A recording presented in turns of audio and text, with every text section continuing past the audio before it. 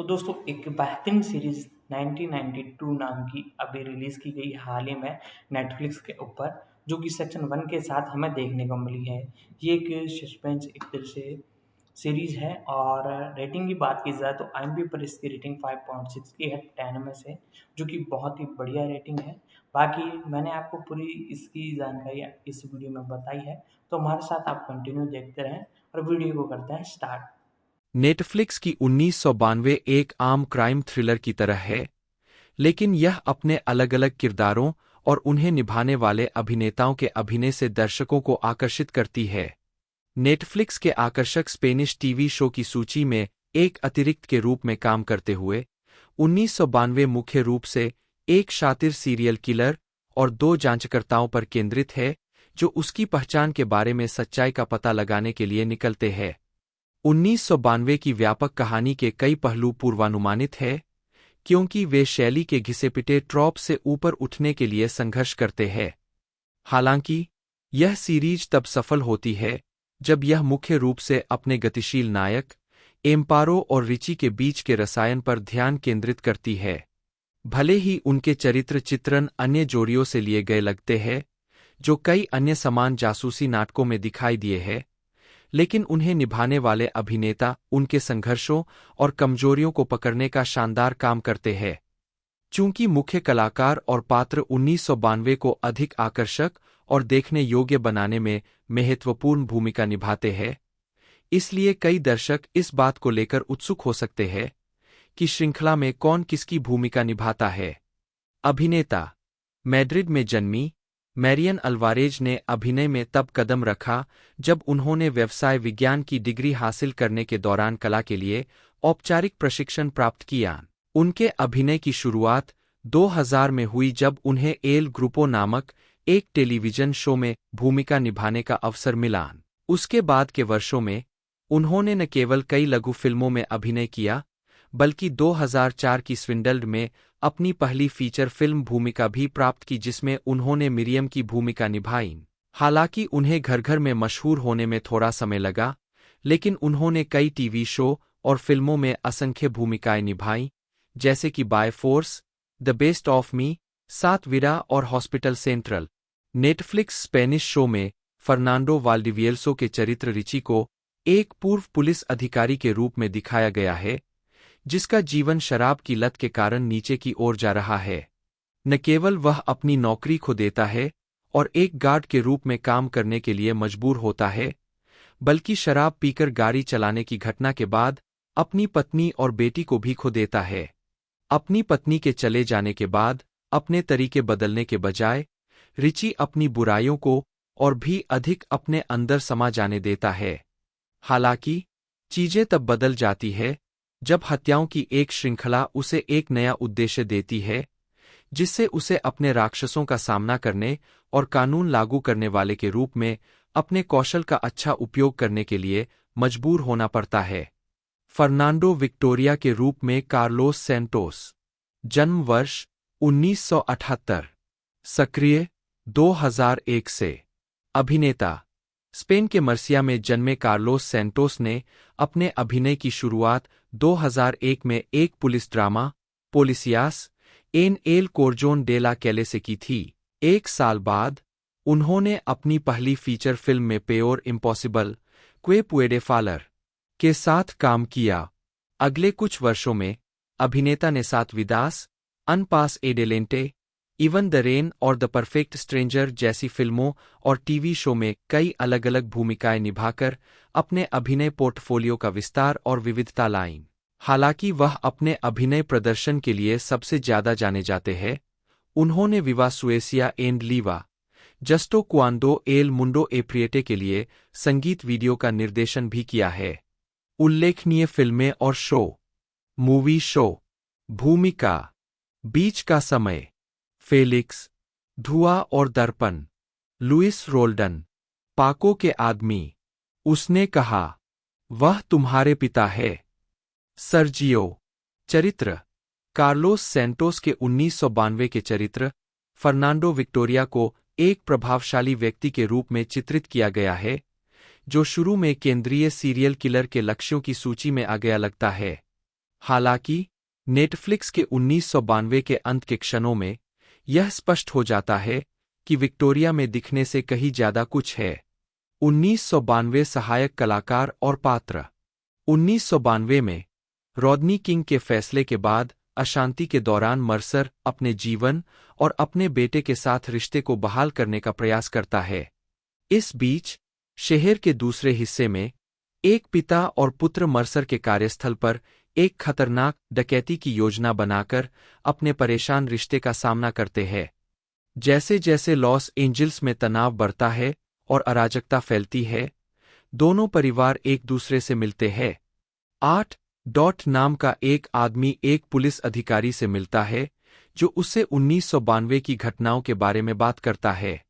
रालना Tyrese Gibson Mercer के रूप में 9, स्कॉट ईस्टवुड रिगिन बिग्बी के रूप में 10, रे लियोटा लोवेल के रूप में 10, माइकल बेस्ली जोसेफ के रूप में 9, क्रिस्टोफर अमेनुएल एंटोनी किंग के रूप में 10, डायलन अर्नोल्ड डेनिस के रूप में 10, ओरी फेफर मर्फी के रूप में, ओलेग ताक्तरोव टाइटस के रूप में, डॉट द जीनियस स्वयं के रूप में।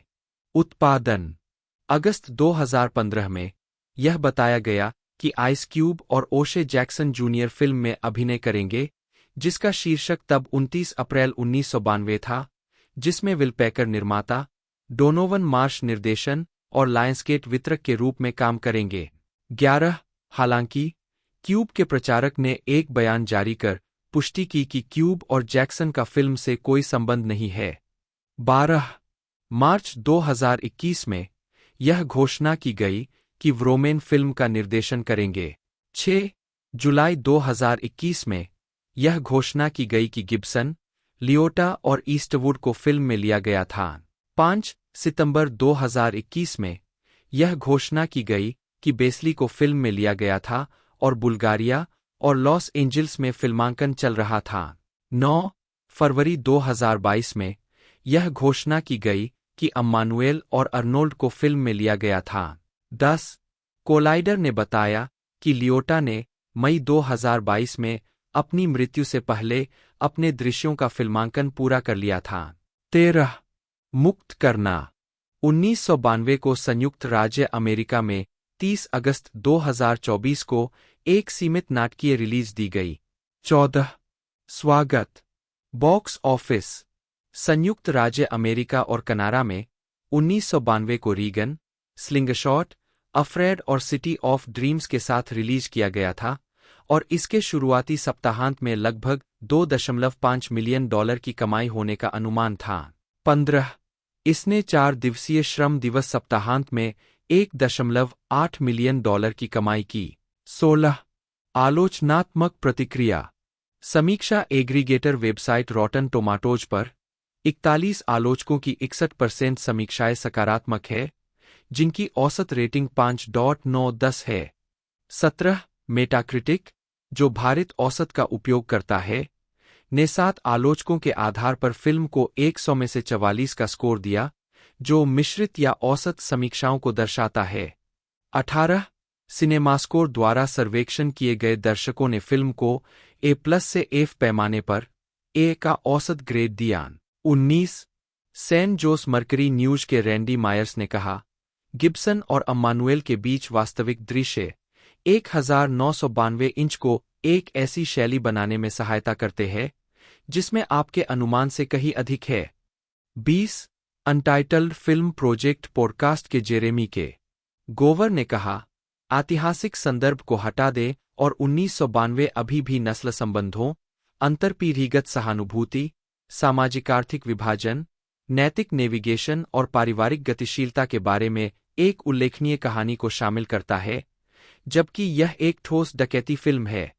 21 द न्यूयॉर्क टाइम्स के बेन केनिग्सबर्ग ने लिखा कि यह फिल्म नीरस है, एक्शन मुश्किल से सुसंगत है और लियोटा को मैंने अपना सर्वश्रेष्ठ किया, बेटा, मुझे खेद है कि यह पर्याप्त नहीं था, से बेहतर लाइन के साथ बाहर जाना चाहिए था।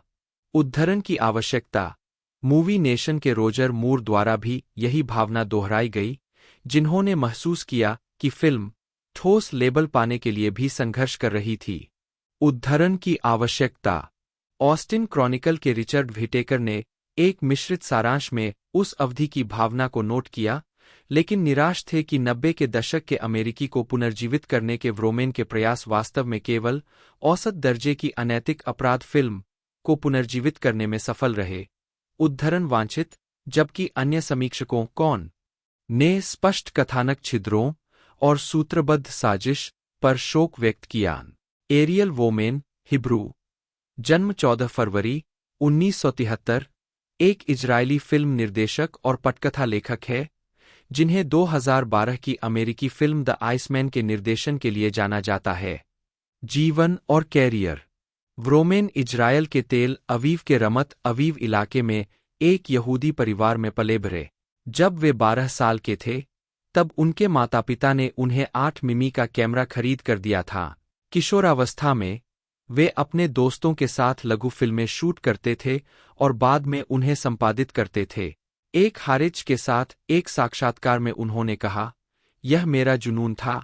मैंने 40 से अधिक लघु फिल्में शूट की, पुलिस, अपराधियों और यहाँ तक कि एक एलियन के बारे में जो पृथ्वी पर आता है और सभी पुरुषों को मार देता है। एक व्रोमेन ने अपनी इजराइल रक्षा बलों की सैन्य सेवा airborne rescue and evacuation unit 669 में बिताई। अपनी सेवा के बाद उन्होंने इंग्लैंड में केंट विश्वविद्यालय में कानून का अध्ययन किया।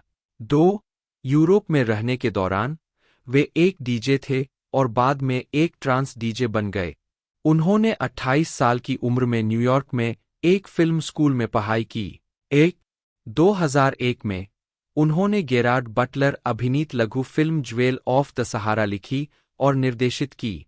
इस फिल्म को सकारात्मक समीक्षा मिली और इसे कई समारोहों में दिखाया गया।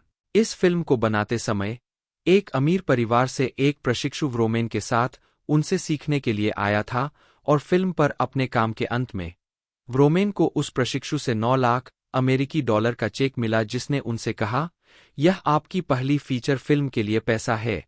इस फंडिंग ने उन्हें थ्रिलर RX बनाने में मदद की। RX पर अपने काम के ठीक बाद उन्हें डेनिका नामक एक फिल्म का निर्देशन करने का प्रस्ताव मिला।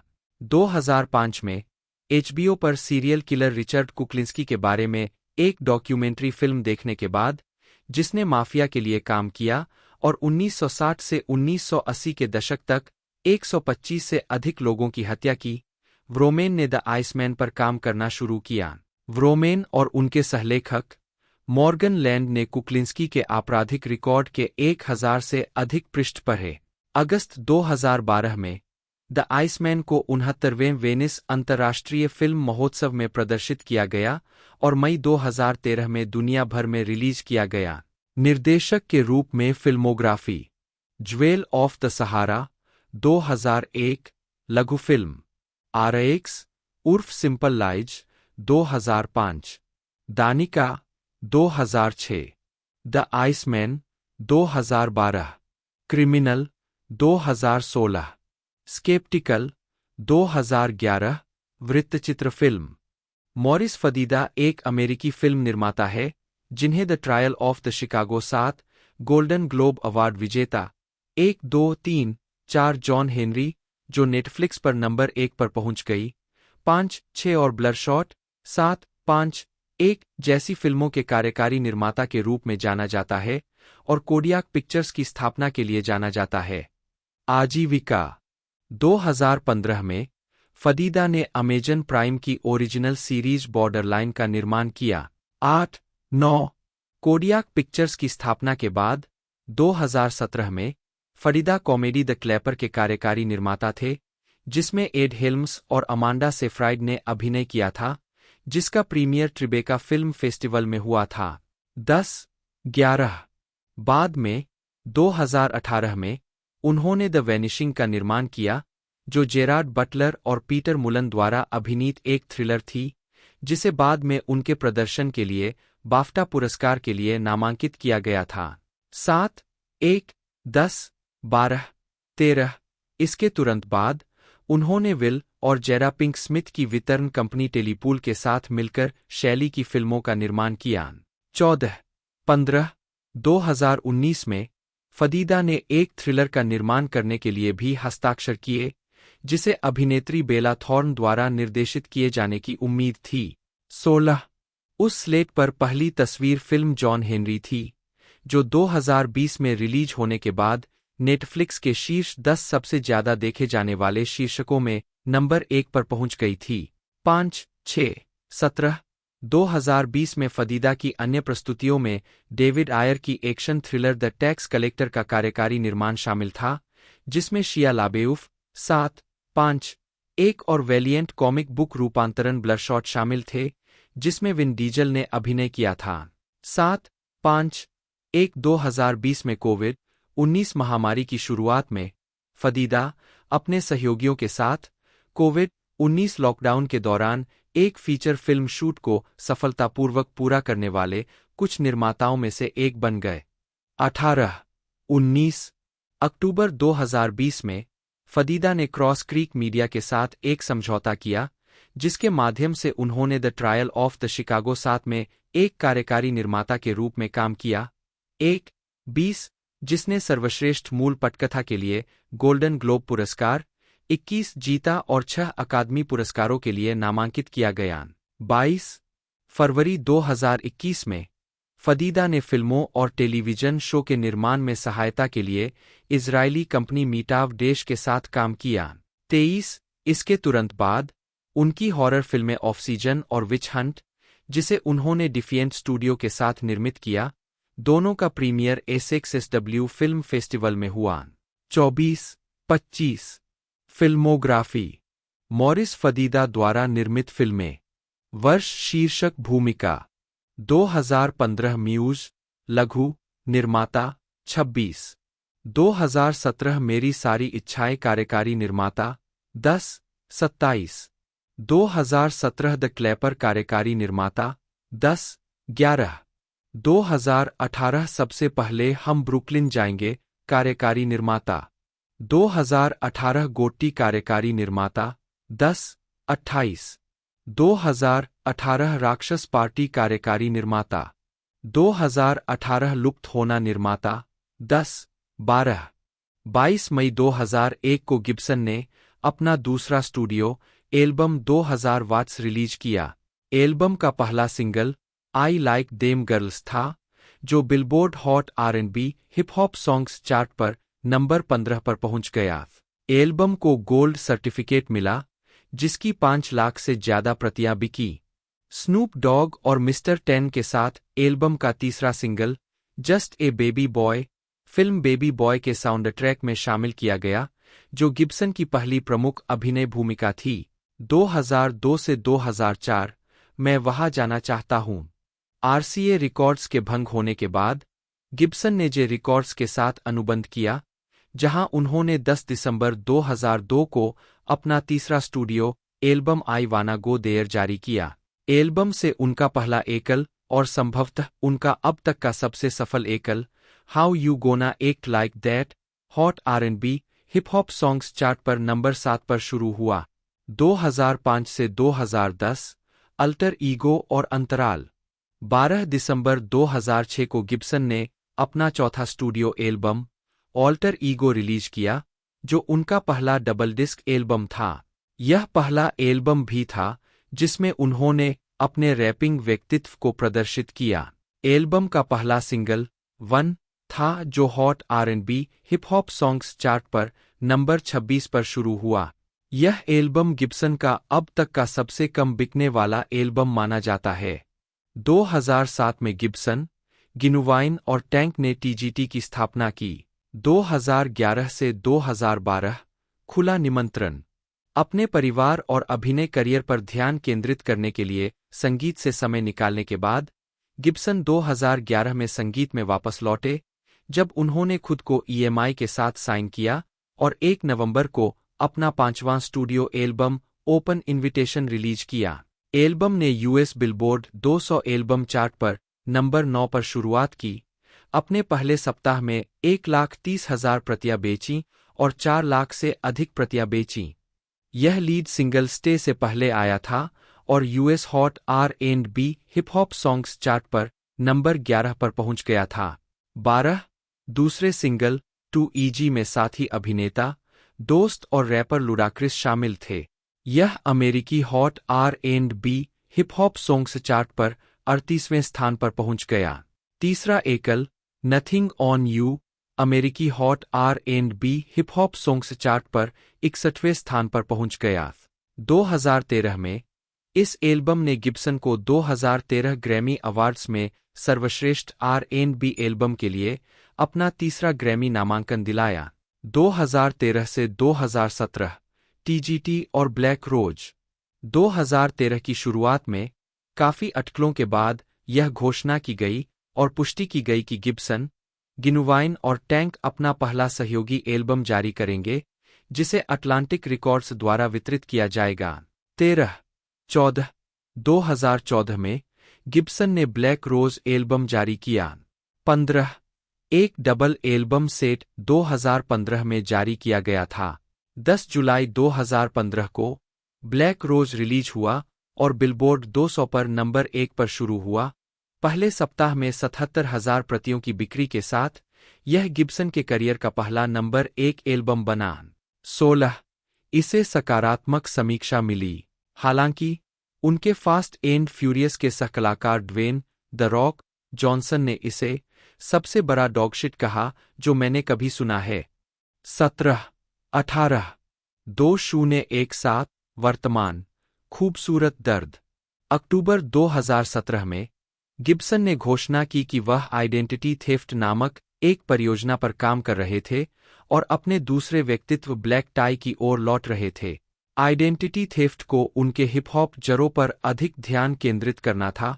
गिब्सन ने भविष्यवाणी की कि यह हिप हॉप को बदल देगा।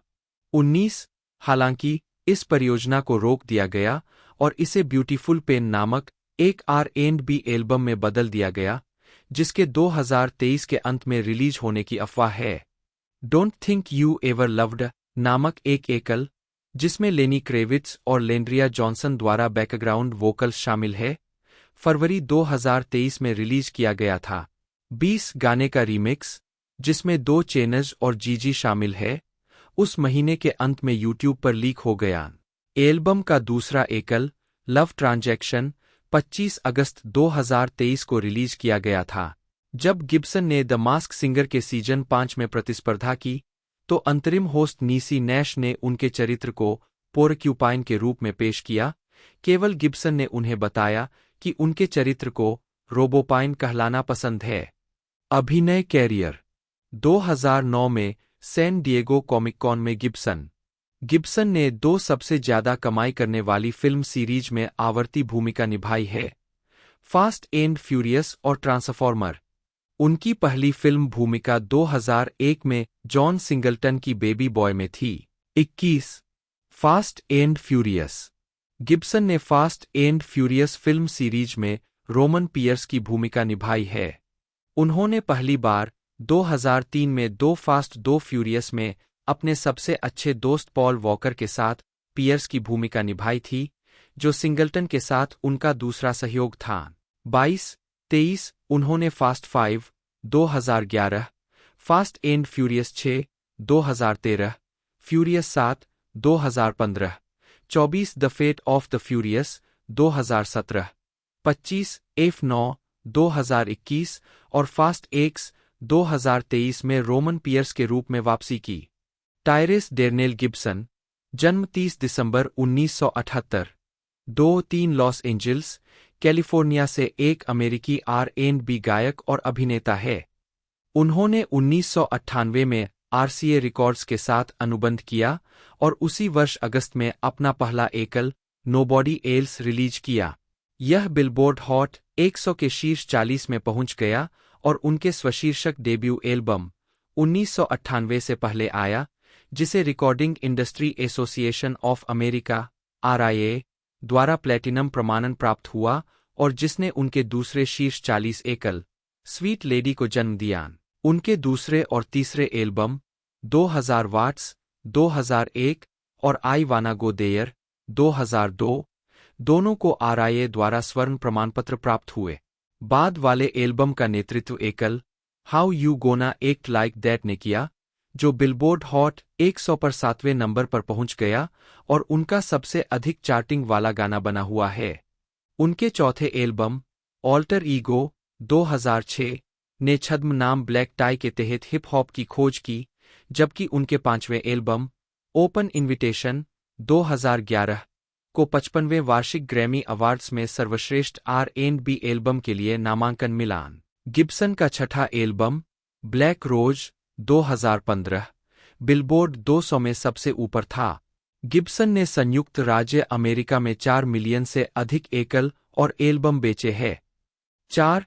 गिब्सन ने जॉन सिंगलटन की आने वाली उम्र की हुड फिल्म बेबी बॉय 2001 में अपनी पहली अभिनीत भूमिका निभाई थी और फास्ट एंड फ्यूरियस फ्रेंचाइजी में रोमन पियर्स के रूप में व्यापक मान्यता प्राप्त की।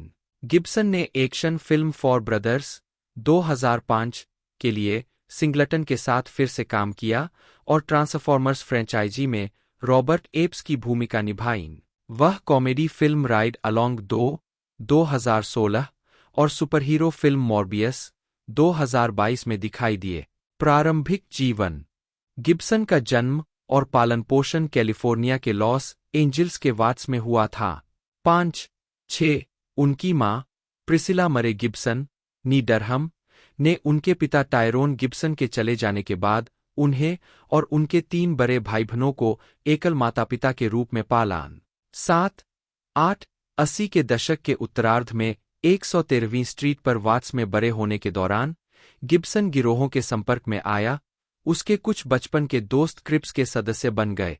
अपनी आत्मकथा में टायरेस ने कहा कि यह डर्टबाइक फ्रेड नामक एक बड़े गैंगस्टर थे जिन्होंने उन्हें एक अलग रास्ता अपनाने के लिए प्रोत्साहित किया। 9 बाद में उन्होंने 1996 में लोके हाई स्कूल से स्नातक किया। संगीत व्यवसाय। शुरुआत। गिब्सन का करियर तब शुरू हुआ जब उन्होंने अपने हाई स्कूल के संगीत शिक्षक के सुझाव पर कोका कोला के विज्ञापन के लिए ऑडिशन दिया। 1994 में कोका कोला के विज्ञापन में ऑलवेज कोका कोला वाक्यांश गाते हुए दिखाई देने से 10 उन्हें बड़ी प्रसिद्धि मिली। इसने उन्हें गेस और टॉमी हिलफिगर जैसे अन्य शो में भी काम करने का मौका दिया। 1998 से 1999 टायरेस। 1998 में गिब्सन को RCA रिकॉर्ड्स में एक कलाकार के रूप में साइन किया गया। उन्होंने अपना पहला एकल नोबॉडी एल्स रिलीज किया। यह बिलबोर्ड हॉट 100 चार्ट पर तेजी से बढ़ा और 36वें स्थान पर पहुंच गया। 29 सितंबर 1998 को उन्होंने 19 वर्ष की आयु में अपना स्वशीर्षक एल्बम टायरेस रिलीज किया। यह बिलबोर्ड चार्ट पर 17वें स्थान पर शुरू हुआ। 1998 के अंत में गिब्सन MTV पर कार्यदिवस संगीत वीडियो शो MTV जेम्स के नए होस्ट और चैनल के होस्ट और वीजे बन गए। 11 इसके बाद उन्होंने दूसरा और सबसे अधिक चार्टिंग वाला एकल स्वीट लेडी रिलीज किया जो एल्बम का सबसे बड़ा हिट बन गया और R&B चार्ट पर 9वें स्थान पर पहुंच गया। इस एकल ने गिब्सन को सर्वश्रेष्ठ R&B पुरुष गायन प्रदर्शन के लिए ग्रैमी नामांकन दिलाया। एल्बम को अंततः प्लेटिनम प्रमाणपत्र मिला। गिब्सन गायक गिनुवाइन नेक्स्ट के RL और केस के साथ द बेस्ट मैन के साउंड ट्रैक पर एकल the best man I can be में शामिल थे। स्कॉट ईस्टवुड जन्म स्कॉट क्लिंटन रीव्स 21 मार्च 1986 एक अमेरिकी अभिनेता और निर्माता है। अभिनेता और फिल्म निर्माता क्लिंट ईस्टवुड के बेटे, उन्होंने अपने पिता की कई फिल्मों में अभिनय किया है जिनमें Flags of Our Fathers 2006, Grand Torino 2008, Invictus 2009 और ट्रबल विद द कर्व 2012, साथ ही Texas Chainsaw 2013, Fury 2014, the Longest Ride 2015, Suicide Squad 2016, Snowden 2016, the fate of the furious 2017, Pacific Rim Uprising 2018, the Outpost 2020, Wrath of Man 2021 और fast x 2023 शामिल है। प्रारंभिक जीवन। Scott Clinton Reeves 2 का जन्म 21 मार्च 1986 को कैलिफोर्निया के मॉन्टेरी में मॉन्टेरी प्रायद्वीप के सामुदायिक अस्पताल में हुआ था। 3. वह अभिनेता निर्देशक क्लिंट ईस्टवुड और फ्लाइट अटेंडेंट जैकलिन रीव्स के बेटे हैं। 4, 5, 6, 7. उनकी एक बहन कैथरीन बी 1988 और 6 ज्ञात पैतृक सौतेले भाई बहन हैं। Laurie b 1954, Kimber b 1964, Kyle b 1968, Allison b 1972, Francesca b 1993 और मॉर्गन बी 1996। 8. ईस्टवुड का पालन पोषण 10 साल की उम्र तक कार्मेल बायदसी में हुआ। 3. जिसके बाद वह अपनी मां के साथ हवाई चले गए। 9. कैलिफोर्निया लौटने से पहले उन्होंने हवाई में 4 साल बिताए, जहां उन्होंने कार्मेल हाई स्कूल से स्नातक किया। 3. 10. उन्होंने लॉस एंजिल्स में लोयोला मैरीमाउंट विश्वविद्यालय में भाग लिया, जहां उन्होंने 2008 में संचार की डिग्री के साथ स्नातक किया। 11. आजीविका 2015 में ईस्टवुड ने भयातीजावाद से बचने के लिए अपने दिए गए अंतिम नाम का उपयोग करके अपने करियर की शुरुआत की। हालांकि स्कॉट रीव्स नाम का एक और अभिनेता है। मैंने अपने पिता की लगभग हर फिल्म के लिए ऑडिशन दिया है, उन्होंने 2015 में कहा, जिसमें उन्होंने बताया कि उन्हें क्लिंट ईस्टवुड निर्देशित अमेरिकन स्नाइपर के लिए अस्वीकार कर दिया गया था। 12. वह अपने पिता की 2008 की फिल्म ग्रैंड टोरिनो में कुछ समय के लिए दिखाई दिए और इन्विक्टस में जोएल स्ट्रांस्की की भूमिका निभाई। अप्रैल 2010 में ईस्टवुड ने एंटर नोव्हेयर में मुख्य भूमिका निभाई। 13. डेविड आयर की 2014 की फिल्म फ्यूरी में सहायक भूमिका निभाई। टेलर स्विफ्ट के वाइल्डेस्ट ड्रीम्स के लिए 2015 के संगीत वीडियो में दिखाई दिए और निकोलस स्पार्क्स के उपन्यास द लॉन्गेस्ट राइड के 2015 के फिल्म रूपांतरण में ब्रिट रॉबर्टसन के साथ अभिनय किया। 14. 2016 में ईस्टवुड ने डीसी कॉमिक्स श्रृंखला के रूपांतरण फिल्म सुसाइड स्क्वाड में लेफ्टिनेंट जीक्यू एडवर्ड्स की भूमिका निभाई। 12. उस वर्ष भी उन्होंने ओलिवर स्टोन द्वारा निर्देशित जीवनी ड्रामा फिल्म स्नोडेन में जोसेफ गॉर्डन लेविट और शैलेन वुडली के साथ अभिनय किया, जो सितंबर में रिलीज हुई थी। 2017 में उन्होंने action film the fate of the furious में एक विशेष एजेंट की भूमिका निभाई और ओवरड्राइव में अभिनय किया, जो एक थ्रिलर फिल्म थी जिसे पेरिस और मार्सिले में शूट किया गया था। 15. 16. 2018 में उन्होंने science fiction followup Pacific Rim Uprising में नैट लैम्बर्ट के रूप में अभिनय किया। 17. 18. व्यक्तिगत जीवन अगस्त 2017 में ईस्टवुड ने अपनी पूर्व प्रेमिका ज्वेल ब्रैंगमैन की मौत के बारे में मीडिया के सामने खुलासा किया, जिसकी मौत 7 सितंबर 2014 को ताकाटा कॉरपोरेशन के एक दोषपूर्ण एयरबैग द्वारा की गई थी, जो ब्रैंगमैन के मामूली कार दुर्घटना में शामिल होने के बाद उसके चेहरे पर फट गया। धातु के छर्रे उसकी कैरोटिड धमनी को काटकर 19-20 पॉल वॉकर द्वारा मार्शल आर्ट में शामिल किए जाने के बाद ईस्टवुड ने ब्राजीलियाई जिउ-जित्सु सीखा।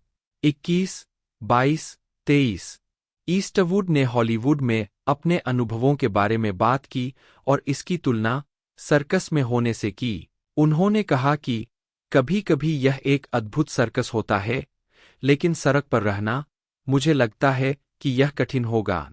मेरा अभी तक कोई परिवार नहीं है, लेकिन मैं किसी दिन ऐसा चाहता हूं और मैं सोचता हूं कि बच्चों के साथ और उनसे दूर रहने पर यह कैसा लगेगा। यह मुझे चिंतित करता है। 24 फिल्मोग्राफी गिब्सन ने ट्रांसफॉर्मर्स फिल्म श्रृंखला में सार्जेंट रॉबर्ट एप्स की भूमिका निभाई है।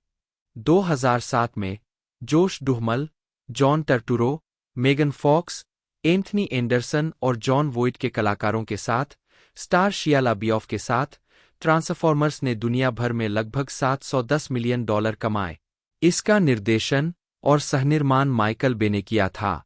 26 स्टीवन स्पीलबर्ग ने कार्यकारी निर्माता के रूप में काम किया। गिब्सन ने sequel Transformers Revenge of the Fallen 2009 और Transformers Dark of the Moon 2011 में अपनी भूमिका दोहराई। 27 28 गिब्सन को ट्रांसफॉर्मर्स द लास्ट नाइट 2017 में एप्स के रूप में वापस लौटना था। 29 लेकिन the fate of the furious. अन्य फिल्में 2005 में सिंगलटन और गिब्सन ने तीसरी बार सहयोग किया जब गिब्सन ने मार्क वाहलबर्ग के साथ action crime drama for brothers में सहअभिनय किया। 31-32 गिब्सन ने मेगन गुड के साथ एक्शन ड्रामा वेस्ट डीप में अभिनय किया। 33-34 2008 में उन्होंने डेथ रेस में जेसन स्टैथम के साथ सहअभिनय किया। 35-36 मार्च 2019 में गिब्सन सोनी के स्पाइडरमैन स्पिन-ऑफ मोरबियस में जेरेड लेटो के साथ शामिल हुए। 37-38-39 लिखना 2009 में कॉमिक कॉन की अपनी यात्रा से प्रेरित होकर गिब्सन ने टायरिस गिब्सन मेहेम नामक 3 अंकों वाली कॉमिक बुक का सहनिर्माण किया। 8 मई 2012 को गिब्सन ने अपनी पहली पुस्तक जारी की जिसका शीर्षक था how to get out of your own way. यह न्यूयॉर्क टाइम्स बेस्टसेलर बन गया।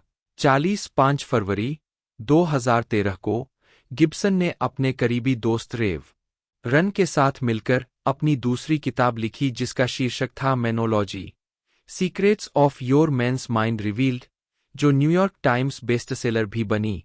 41-42-43 व्यक्तिगत जीवन गिब्सन की शादी 2007 से 2009 तक नॉर्मा मिशेल से हुई थी और इस जोड़े की एक संतान, एक बेटी 44 थी जिसका जन्म 2007 में हुआ था। 45 जनवरी 2017 में गिब्सन ने अटलांटा, जॉर्जिया में $4 मिलियन का घर खरीदा।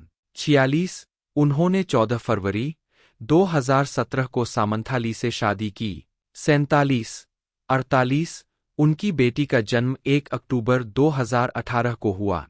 49 दिसंबर 2020 में गिब्सन और ली ने घोषणा की कि वे तलाक ले रहे हैं।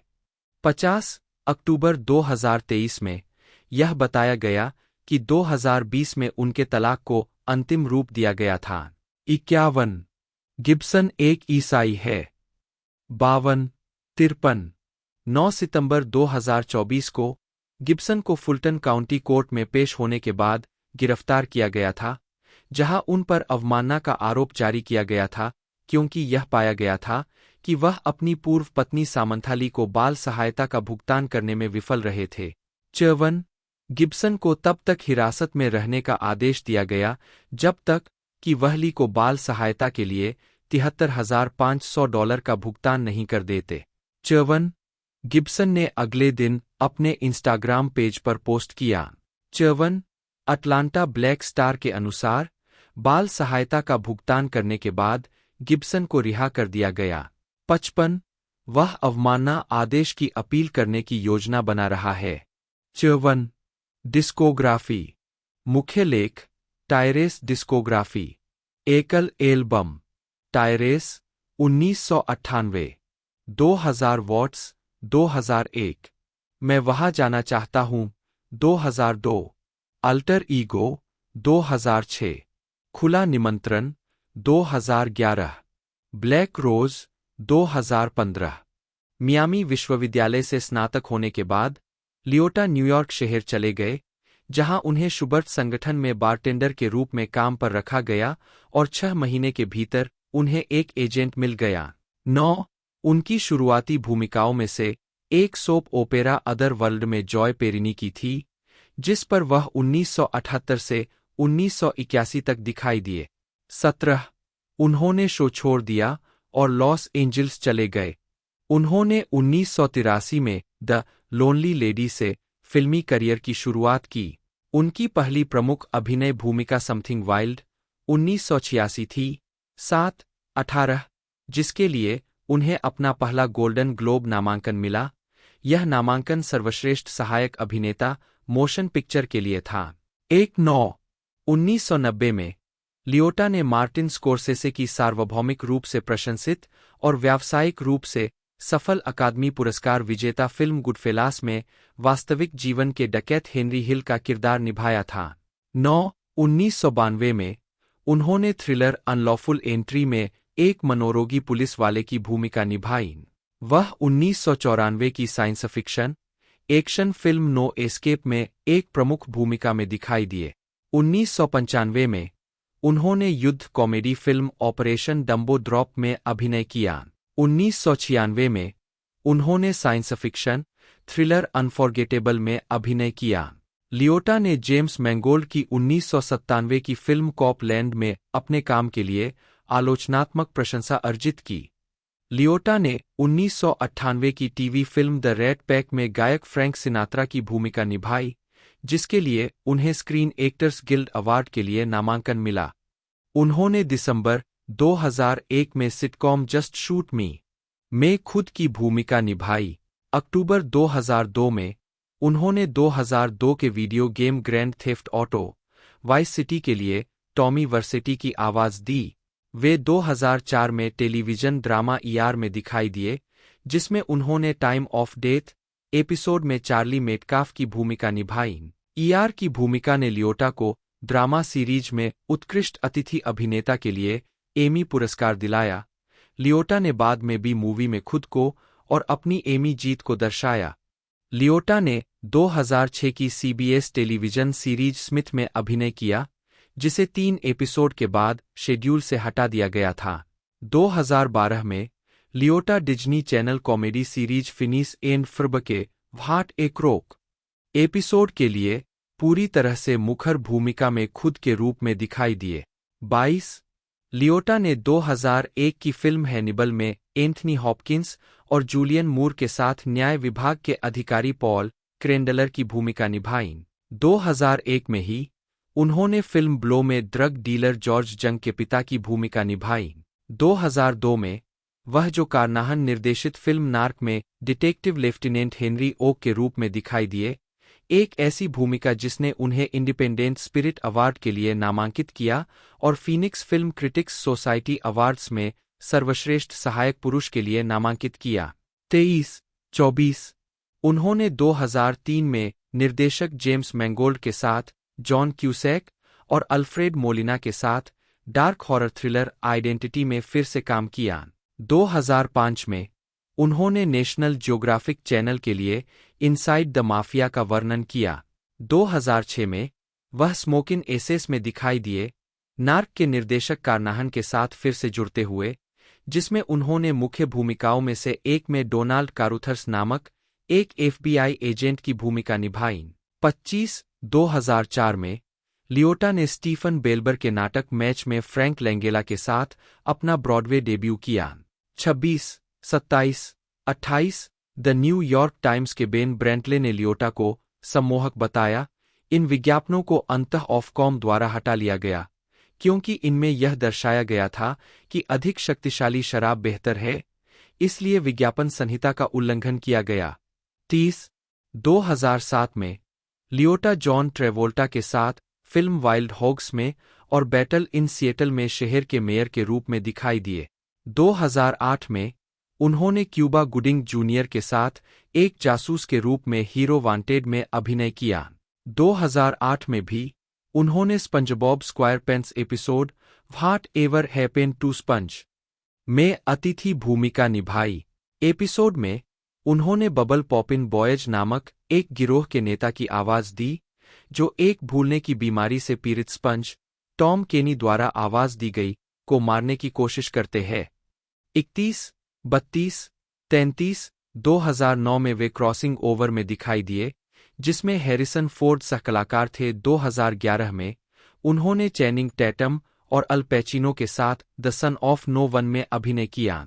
रेमंड एलन लियोटा, इतालवी, LITA, 18 दिसंबर 1954, 26 मई 2022, एक अमेरिकी अभिनेता थे।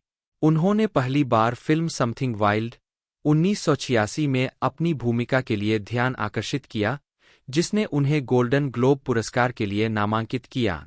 उन्हें फिल्म फील्ड ऑफ ड्रीम्स 1989 में शूलेस जो जैक्सन और फिल्म गुडफेलस 1990 में हेनरी हिल के चित्रण के लिए जाना जाता था। लियोटा कई अन्य फिल्मों में दिखाई दिए, जिनमें unlawful entry 1992, Copeland 1997, Hannibal 2001, John cute, नार्क दोनों 2002, identity 2003, killing them softly, the place beyond the pines दोनों 2012 और मैरिज स्टोरी 2019 शामिल है। लियोटा ने 2005 में टेलीविजन सीरीज ईआर में अपनी अतिथि भूमिका के लिए प्राइम टाइम एमी पुरस्कार जीता। उन्होंने television film the rat pack 1998 में फ्रैंक सिनात्रा और मिनी सीरीज टेक्सास राइजिंग 2015 में लोरका की भूमिका निभाई। दोनों ने उन्हें स्क्रीन एक्टर्स गिल्ड अवार्ड के लिए नामांकित किया और शेड्स ऑफ ब्लू 2016 से 2018 और ब्लैक बर्ड 2022 सीरीज में अभिनय किया। बाद वाली फिल्म ने उन्हें 75वें प्राइम टाइम एमी अवार्ड्स में बिग जिम कीन की भूमिका के लिए मरणोपरांत प्राइम टाइम एमी अवार्ड के लिए नामांकित किया। Video game grand theft auto vice city 2002 में टॉमी वर्सेट्टी के रूप में उनकी आवाज अभिनय में एक प्रमुख भूमिका थी। 2022 में उनकी मृत्यु के बाद लियोटा को मरणोपरांत 24 फरवरी 2023 को हॉलीवुड वॉक ऑफ फेम पर मान्यता दी गई। मरणोपरांत रिलीज होने वाली उनकी फिल्मों में कोकेन बियर, फूल्स पैराडाइज, डेंजरस वाटर्स सभी 2023 और 1992, 2024 शामिल है। प्रारंभिक जीवन और शिक्षा। लियोटा का जन्म 18 दिसंबर 1954 को न्यूयॉर्क, न्यू जर्सी में हुआ था। एक अनाथालय में छोड़े जाने के बाद उन्हें 6 महीने की उम्र में टाउनशिप क्लर्क मैरी नी एडगर और ऑटो पार्ट्स स्टोर के मालिक अल्फ्रेड लियोटा ने गोद लिया था। 2, 3, 4, 5 उनके दत्तक माता-पिता स्कॉटिश और इतालवी अमेरिकी थे। 6 अल्फ्रेड एक स्थानीय डेमोक्रेटिक पार्टी क्लब के कार्मिक निदेशक और अध्यक्ष थे। 2 उनके दत्तक माता-पिता प्रत्येक ने स्थानीय राजनीतिक कार्यालय के लिए असफलतापूर्वक दौड़ लगाई। उन्होंने अपने पिता की दौड़ के लिए फ्लायर्स बांटने के लिए परेड में भाग लेना याद किया। 7, 8 लियोटा की एक बहन थी, लिंडा, जिसे भी गोद लिया गया था। उन्होंने कहा कि उन्हें पता था कि उन्हें एक छोटे बच्चे के रूप में गोद लिया गया था और उन्होंने एक शो एंड टेल रिपोर्ट प्रस्तुत की। 7 उन्होंने 2000 के दशक में रूथ नामक अपनी जैविक मां का पता लगाने के लिए एक निजी जासूस को काम पर रखा, जिससे उन्हें पता चला कि उनका परिवार स्कॉटिश वंश का था। 9, 10 उनकी एक जैविक बहन, एक जैविक सौतेला भाई जिसका नाम भीरे था और 5 जैविक सौतेली बहनें थीं। 7, 11 लियोटा यूनियन, न्यू जर्सी में एक रोमन कैथोलिक परिवार में पले बड़े। 12 हालांकि उनका परिवार विशेष रूप से धार्मिक नहीं था। 13 वे चर्च जाते थे और उन्हें पहला संस्कार मिला और उनकी पुष्टि की गई, लेकिन परिवार ने ज्यादा प्रार्थना नहीं की। वह कभी-कभी अपने दैनिक जीवन में प्रार्थना का उपयोग करते थे। एक साक्षात्कारकर्ता से उन्होंने कहा, अगर मैं मुश्किल में हूं तो मैं प्रार्थना करूंगा। अगर मैं किसी चीज को लेकर असहज महसूस कर रहा हूं तो मैं आज भी हमारे पिता और हेल मैरी कहूंगा। 13 1973 में उन्होंने यूनियन हाई स्कूल से स्नातक किया। 9 और बाद में उन्हें union high school hall of fame में नामित किया गया। 14 लियोटा ने मियामी विश्वविद्यालय में भाग लिया, जहां उन्होंने अभिनय का अध्ययन किया और 1978 में ललित कला स्नातक की उपाधि प्राप्त की। 15 उन्होंने मियामी विश्वविद्यालय के जेरी हरमन रिंग थिएटर में कैबरे, डेम्स 8C, ओक्लाहोमा और द साउंड ऑफ म्यूजिक सहित नाटकों और संगीत में प्रदर्शन किया। 16 आजीविका। मई 2017 में लियोटा को टॉक शो होस्ट और अभिनेत्री केली रिपा के साथ new Jersey hall of fame में शामिल किया गया था। 2018 में एनबीसी अपराध नाटक शेड्स ऑफ ब्लू में एफबीआई द्वारा लक्षित एक भ्रष्ट पुलिस अधिकारी के रूप में जेनिफर लोपेज के साथ अपनी भूमिका पर चर्चा करते हुए लियोटा ने लॉन्ग आइलैंड वीकली के एक रिपोर्टर को बताया, आप जितना संभव हो उतने अलग-अलग जॉनर करना चाहते हैं और यही मैं कर रहा हूं। मैंने मपेट्स के साथ फिल्में की है, मैंने सिनात्रा के साथ फिल्में की है, मैंने अच्छे लोगों और बुरे लोगों के साथ फिल्में की है, मैंने एक हाथी के साथ एक फिल्म की है। मैंने तय किया कि मैं यहां अलग-अलग भूमिकाएं निभाने और अलग-अलग चीजें करने के लिए आया हूं। यही सब कुछ है। यही एक कैरियर होना चाहिए। 51 2022 में कोकेन बियर के फिल्मांकन को समाप्त करने के बाद लियोटा ने एक भाषण दिया और कहा कि वह इतालवी होने के लिए जाने जाते थे, लेकिन उन्होंने एक विरासत वृक्ष बनाया और पाया कि उनके पास ज्यादातर आयरिश वंश है। 46 मौत 26 मई 2022 को 67 साल की उम्र में सैंटो डोमिंगो, डोमिनिकन गणराज्य में डेंजरस वाटर्स के फिल्मांकन के दौरान लियोटा की नींद में मृत्यु हो गई। 52 अपनी मृत्यु के समय उनकी सगाई जेसी निट्टोलो से हुई थी। 54 2023 में जारी एक शव परीक्षा रिपोर्ट ने निष्कर्ष निकाला कि लियोटा की मृत्यु का कारण श्वसन विफलता, फुफ्फुसीय एडिमा और हृदय गति रुकना था, जिसमें एथेरोस्क्लेरोसिस को एक अंतर्निहित मुद्दे के रूप में उद्धृत किया गया था। 55 24 फरवरी 2023 को लियोटा को मरणोपरांत हॉलीवुड वॉक ऑफ फेम में सम्मानित किया गया। उनकी बेटी कार्सन ने उनकी ओर से यह सम्मान प्राप्त किया।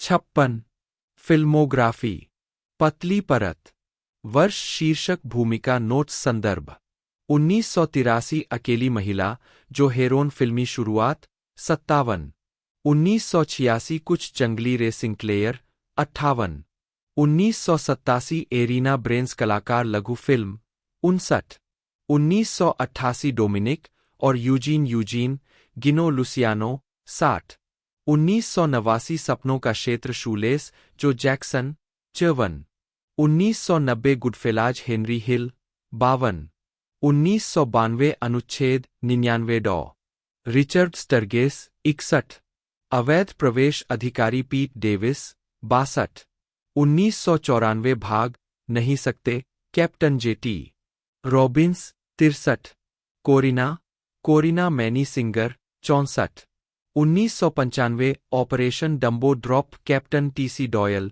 65 1996 अविस्मरणीय डॉ डेविड क्रेन 66 1997 अशांति रयान वीवर 67 पुलिस भूमि जासूस गैरी फिगिस 68 1998 अचंभा जासूस हैरी कोलिंस सहनिर्माता भी 69 1999 अंतरिक्ष से आए मपेट्स गेट गार्ड कैमिया 70 हमेशा मेरे मार्क ब्राइस 2010 के दशक में लियोटा स्टीव कैरेल के साथ डेट नाइट, जैक एफ्रॉन के साथ चार्ली सेंट क्लाउड, स्वतंत्र ड्रामा स्नोमैन और द रिवर सोरो में दिखाई दिए, जिसमें लियोटा ने क्रिश्चियन स्लेटर और विंग रैम्स के साथ एक जासूस की भूमिका निभाई। उन्होंने 2012 की Andrew Dominik film killing them softly 35 में ब्रैड पिट और जेम्स गंडोल्फिनी के साथ अभिनय किया और 2012 की एरियल व्रोमेन फिल्म द आइसमैन में लियोटा ने रॉय डेमियो के किरदार को निभाया।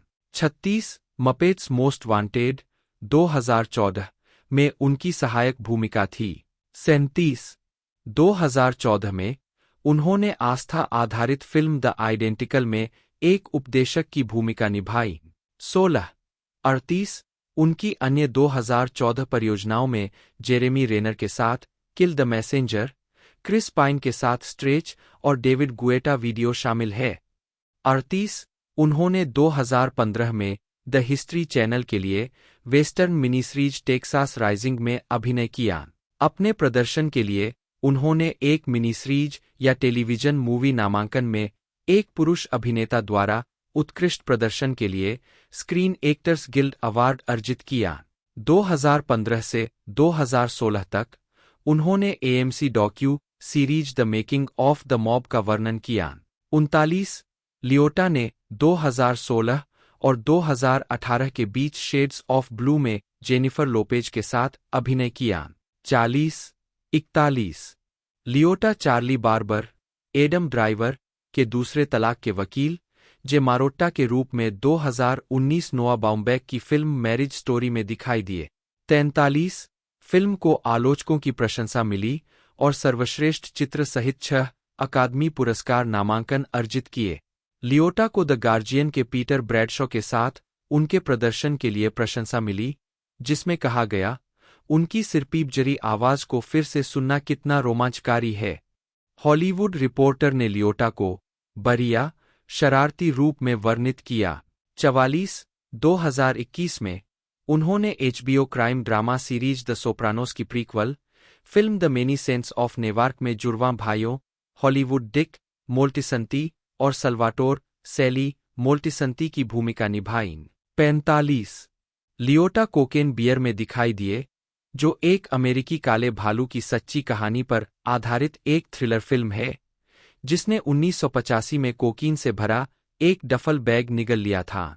फरवरी 2023 में सिनेमाघरों में रिलीज होने वाली यह फिल्म एलिजाबेथ बैंक्स द्वारा निर्देशित है और एक ड्रग रनर के कोकीन के विमान दुर्घटना में गायब होने और एक भालू द्वारा खाए जाने के बाद की कहानी बताती है। 17, 46, फिल्म उनकी याद को समर्पित थी। व्यक्तिगत जीवन। 2012 में लियोटा। फरवरी 1997 में लियोटा ने अभिनेत्री और निर्माता मिशेल ग्रे से शादी की, जब उनकी मुलाकात एक बेसबॉल खेल में हुई थी, जहां उनके पूर्व पति मार्क ग्रेस शिकागो शावक के लिए खेल रहे थे। 47, 2004 में सौहार्दपूर्ण तरीके से तलाक लेने से पहले उनकी एक बेटी, कार्सन थी। 9, जे लेनो के गैराज के एक एपिसोड में, लियोटा ने खुलासा किया कि नैन्सी और टीना सिनात्रा ने एक बार लियोटा को मेल में एक नकली घोड़े का सिर भेजा था। यह मजाक लियोटा द्वारा उनके पिता की भूमिका निभाने से मना करने के जवाब में था, जिस पर वे काम कर रहे थे, लेकिन लियोटा ने 1998 की HBO television film the rat pack में उनके पिता की भूमिका निभाई। 48, फरवरी 2007 में, उन पर पैसिफिक पैलिसेड्स में अपनी कैडिलैक एस्केलेड को 2 पार्क किए गए वाहनों में टक्कर मारने के बाद नशे में गाड़ी चलाने का आरोप लगाया गया था। 49, उन्होंने कोई प्रतिवाद नहीं किया। 50, वेस्टर्न टेक्सास राइजिंग की शूटिंग के अपने अनुभव से लियोटा ने घुड़सवारी जारी रखी और सितंबर 2014 में कहा, मुझे शो में घोड़ों की सवारी करने का शौक था। मुझे अब यह पसंद है। मुझे कभी कोई शौक नहीं रहा। यह मेरा नया शौक हो सकता है। 7, एल्बम, जो 15 दिसंबर को रिलीज हुआ और बिलबोर्ड टॉप 200 पर नंबर 3 पर पहुंच गया, ने दुनिया भर में 5.7 मिलियन रिकॉर्ड बेचे। 25, जीफंक की विशिष्ट शैली को लोकप्रिय बनाया। 26, डेथ रो रोस्टर में Dre, Snoop, Daz, Kurupt, Nate Dogg, Lady of Rage, DOC, Jewell, RBX और कई अन्य शामिल थे। बाद में, डेथ रो कलाकार लिल आधा डेड का अनुबंध प्रायोरिटी रिकॉर्ड्स को बेच दिया गया, जहां उन्होंने अपना पहला album the dead has a Ryzen release किया। द क्रॉनिक में अपने फीचर्स के जरिए स्नूप डॉग को सोलो सक्सेस मिलने के बाद, ड्रे ने 1993 में स्नूप डॉग की पहली एल्बम डॉगी स्टाइल का निर्माण शुरू किया। सार्वजनिक मांग और खुदरा विक्रेताओं के भारी दबाव के कारण स्नूप की पहली एल्बम 23 नवंबर 1993 को रिलीज हुई थी, हालांकि अधूरा। 27, इसने क्वाड्रुपल प्लेटिनम में द क्रॉनिक से बेहतर प्रदर्शन किया। 28, और इसी तरह की शानदार समीक्षाएं प्राप्त की। 29, एल्बम के रिलीज होने के तुरंत बाद स्नूप डॉग पर हत्या का आरोप लगाया गया, प्रशस्ति पत्र की जरूरत, जिससे राजनेताओं सी डेलोरेस टकर और उपराष्ट्रपति पद के उम्मीदवार डैन क्वेले द्वारा छेड़ी गई बहस को हवा मिली। 22 नवंबर 1994 को लॉस एंजिल्स में ब्रदरहुड क्रूसेड के दफ्तर में सुज नाइट और डेथ रो के कई कलाकारों जैसे था डॉग पाउंड और डीजे क्विक ने जनता को लगभग 2000 टर्की वितरित किए। 30, डेथ रो ने अगले साल भी टर्की दान किए। 31, 13 मार्च 1995 को डेथ रो रिकॉर्ड्स ने एल रे थिएटर में एक निजी पार्टी की मेजबानी की, जहां केली जैमरसन, एक रोलिंग 60 के क्रिप, 32 को कई ब्लड्स द्वारा बुरी तरह पीटा गया, जो कथित तौर पर सुज नाइट के आंतरिक सर्कल से थे। 33, अपनी चोटों के परिणामस्वरूप जैमरसन की अगले दिन सीडर सिनाई मेडिकल सेंटर में मृत्यु हो गई। 1995 से 1996, 2 पैक के साथ अनुबंध, बैड बॉय रिकॉर्ड्स विवाद, डॉ. ड्रे का प्रस्थान। अगस्त में उत्तरी न्यूयॉर्क राज्य में क्लिंटन सुधार सुविधा में 2 पैक को देखने के बाद सुगे ने दूसरे वार्षिक स्रोत पुरस्कार समारोह में डेथ रो के दल में शामिल होने के लिए दक्षिण की ओर न्यूयॉर्क शहर की यात्रा की। 34, लॉस एंजिल्स रैप दृश्य पर पहले से ही सशक्त रणनीति के लिए प्रतिष्ठित, शकूर के समर्थन में एक संक्षिप्त टिप्पणी देने के बाद 35 सुगे ने अपने संक्षिप्त मंच समय का उपयोग मुख्य रूप से बैड बॉय रिकॉर्ड्स के CEO Shawn puff daddy comps को बदनाम करने के लिए किया, जो उस समय न्यूयॉर्क रैप दृश्य का नेतृत्व कर रहे थे। नाइट ने कॉम्प्स की उनके कलाकारों के संगीत पर एड-लिबिंग करने की आदत के साथ साथ उनके कलाकारों के संगीत वीडियो में कई कैमियो उपस्थितियां करने की आलोचना की। 36-37 सुगे ने तब डेथ रो में शामिल होने के लिए खुद के लिए सुर्खियों की तलाश करने वाले कलाकारों को आमंत्रित किया। 36-37 आखिरकार पफ ने याद किया कि अपने बैड बॉय क्रू से गंभीर प्रतिशोध को रोकने के लिए उन्होंने तुरंत सुगे का सामना किया था, जिसका जवाब कि उनका मतलब अटलांटा में सो डेफ रिकॉर्डिंग्स के जर्मेन डुप्री से था, संघर्ष को कम करने के लिए पर्याप्त राजनीतिपूर्ण था। 38 फिर भी प्रशंसकों के बीच अमेरिका के दो मुख्यधारा रैप दृश्यों के बीच पहले से फैली प्रतिद्वंद्विता तुरंत भड़क गई थी। 36-35-37 और न्यूयॉर्क में रहते हुए सुगे ने अपटाउन रिकॉर्ड्स का दौरा किया, जहां पफ ने अपने संस्थापक आंद्रे हैरेल के तहत इंटर्नशिप के जरिए संगीत व्यवसाय में शुरुआत की थी। 39 जाहिर तौर पर अपटाउन को भुगतान किए बिना सुगे ने पफ के प्रमुख अपटाउन रंगरूट जोडीसी, इसके निर्माता डेवेंटे स्विंग और मैरी जे ब्लिज की रिलीज प्राप्त की। सभी ने फिर सुगे की प्रबंधन कंपनी के साथ हस्ताक्षर किए।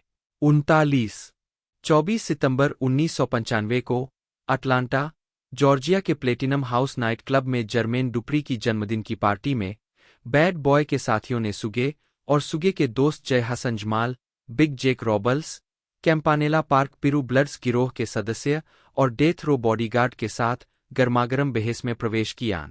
36-40 एक नाइट क्लब बाउंसर के रूप में वहां काम कर रहे फुलटन काउंटी शेरिफ सहित प्रत्यक्षदर्शियों के अनुसार पफ ने क्लब के अंदर सुगे के साथ गर्मागरम बहस की थी। 36 कई मिनट बाद क्लब के बाहर पफ के बचपन के दोस्त और अपने अंगरक्षक एंथनी वुल्फ जोन्स अन्य लोगों के साथ गर्मागरम विवाद में शामिल थे, जिसके परिणामस्वरूप अंतः रॉबल्स को लिमोसिन में प्रवेश करते समय गोली मार दी गई। 36-41-42 पफ और जोन्स के वकीलों ने अपने मुवक्किलों की किसी भी तरह की संलिप्तता से इनकार किया, जबकि पफ के वकील ने कहा कि पफ उस रात अपने अंगरक्षक के साथ भी नहीं थे।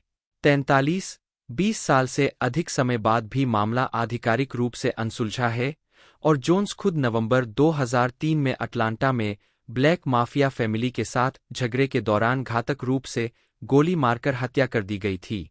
44 फिर भी तुरंत और लगातार सुगे ने पफ को दोषी ठहराया, जिससे दोनों मालिकों के बीच दुश्मनी और मजबूत हो गई, जिनके दो रिकॉर्ड लेबल रैप शैली के दो मुख्यधारा केंद्रों पर हावी थे। 36-45 अक्टूबर 1995 में नाइट ने 2 पैक से फिर जेल में मुलाकात की और $1.4 मिलियन का बॉन्ड भरा। 2 पैक ने अपने डेथ रो एल्बम पर काम शुरू किया, अपने कार्यकाल की शुरुआत कुख्यात बिग, जूनियर माफिया और puff daddy, bad boy records के संस्थापक का अपमान करके की, जिन पर उन्होंने 30 नवंबर 1994 को क्वाड स्टूडियो में उन्हें लूटने और गोली मारने की साजिश रचने का आरोप लगाया। साथ ही Mobb Deep, Jay Z, A Tribe Called Quest, De La Soul, Jimmy Henchman, the Fugees और नैस का भी अपमान किया था। डॉग पाउंड के डेब्यू एल्बम डॉग फूड ने लेबल की व्यावसायिक सफलताओं के सिलसिले को जारी रखा। इसके सदस्य रैपर कुरूप और डेज डिलिंगर, न्यूयॉर्क शहर, न्यूयॉर्क में सेट किया गया यह वीडियो तब और भी बढ़ गया जब ड्राइव बाय में सेट पर गोलीबारी की गई। शूटिंग के बाद स्नूप डॉग और था डॉग पाउंड ने न्यूयॉर्क में एक इमारत को लात मारकर गिराने के दृश्य फिल्माए। इस सिंगल ने ईस्ट कोस्ट रैपर्स कैपोने नोरेगा, ट्रेजेडी खदाफी और मोब डीप द्वारा एले नामक प्रतिक्रिया को उकसाया। डेथ रो रिकॉर्ड्स एक अमेरिकी रिकॉर्ड लेबल है जिसकी स्थापना 1991 में द डीओसी, डॉ. ड्रे, सुज नाइट और डिक ग्रिफे ने की थी। 1990 के दशक में डॉ.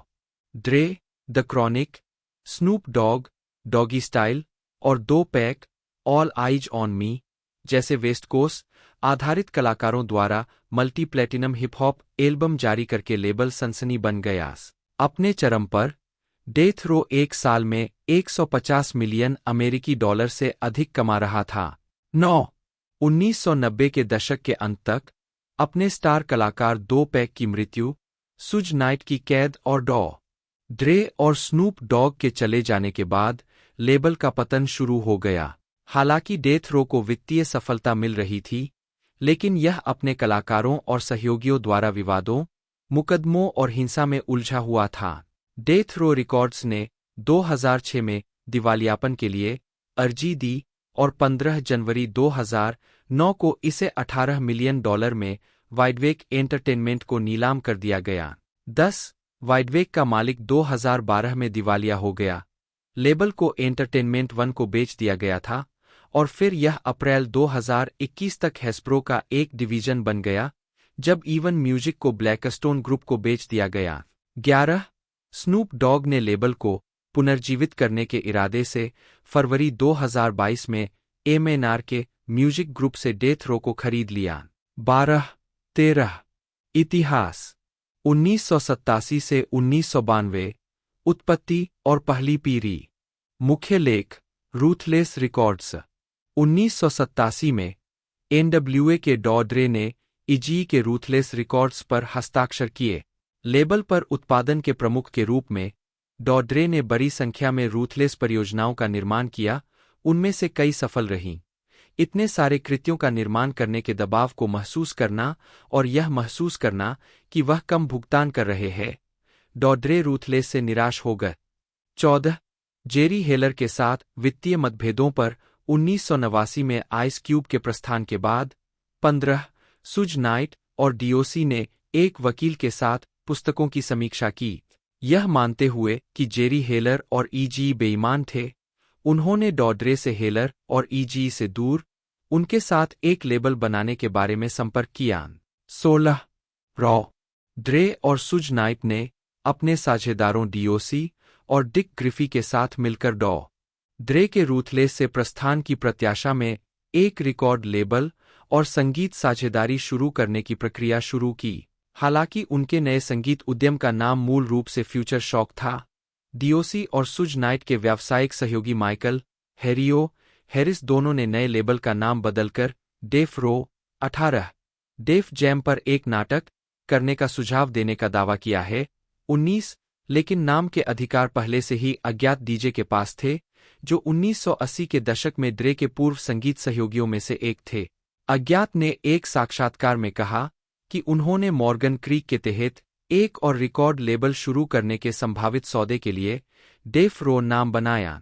20 हालांकि बाद में उन्होंने जुलाई 1991 में डॉ ड्रे और उनके सहयोगियों को नामकरण अधिकार बेच दिए।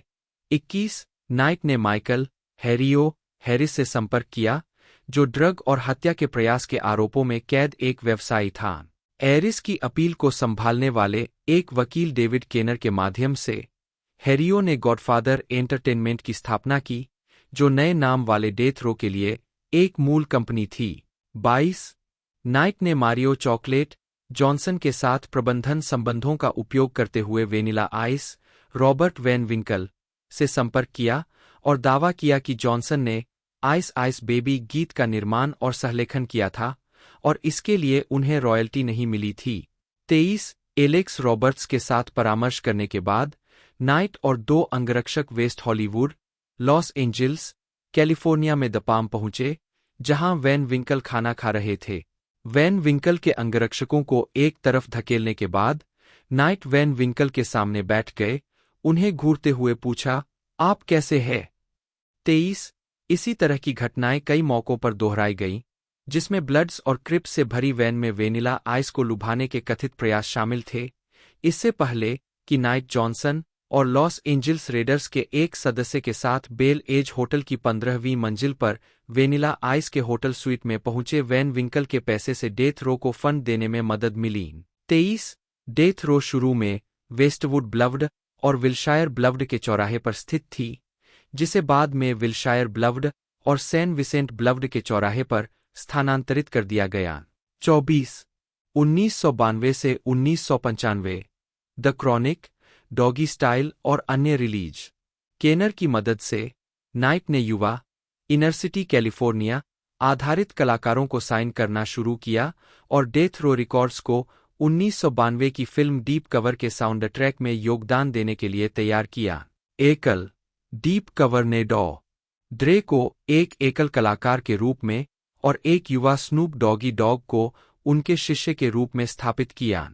जल्द ही ड्रे के debut solo album the chronic पर काम शुरू हुआ, जिसमें स्नूप और लेबल के बाकी कोर रोस्टर को प्रमुखता से दिखाया गया।